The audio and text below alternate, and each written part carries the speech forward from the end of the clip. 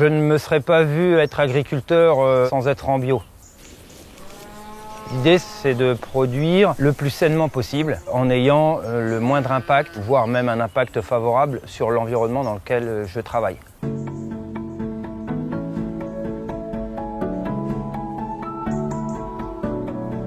Je m'appelle Julien, je suis polyculteur-éleveur, 100% en agriculture biologique. Nous sommes à Sainte-Colombe-sur-Loing, entre Lyon et la Loire, pas très loin de la Nièvre. Ma ferme s'appelle la ferme des Chats Ferrés. Je me suis installé ici en 2006. La ferme est 100% bio. J'ai en tout sur l'exploitation 165 hectares. On cultive ici une diversité de céréales. C'est essentiellement du blé et de l'avoine. Des céréales plus à destination des animaux comme de l'orge ou du triticale.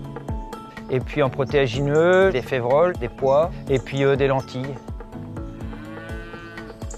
J'ai un troupeau d'une 50aine de mères charolaises. Les animaux vont valoriser des prairies et vont ramener de la matière organique qui vont permettre de fertiliser les champs. On recherche un cercle vertueux d'équilibre entre l'animal et le végétal.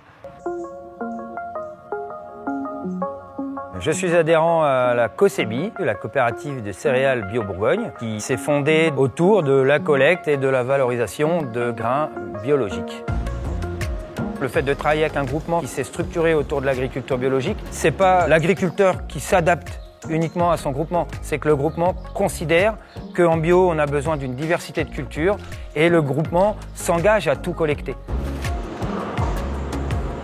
La coopérative développe aussi des contrats pluriannuels. On essaie d'engager vraiment des partenariats avec des tiers qui nous font confiance et qui s'engagent sur 3 ans, 5 ans idéalement, pour avoir le plus de visibilité possible sur nos capacités à valoriser la récolte.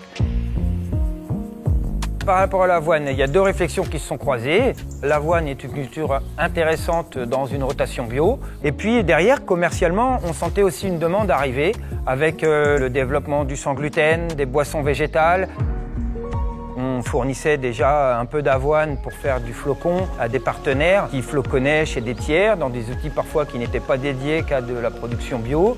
On s'est dit, il y a quelque chose à faire, il manque un maillon de la filière. Et bien, on a réussi à monter ce projet de création d'une usine de floconnage. Biocoop fait partie des partenaires et s'est associé au capital du floconneur qu'on vient de monter. C'est déjà une garantie pour nous, une certaine sécurisation des débouchés.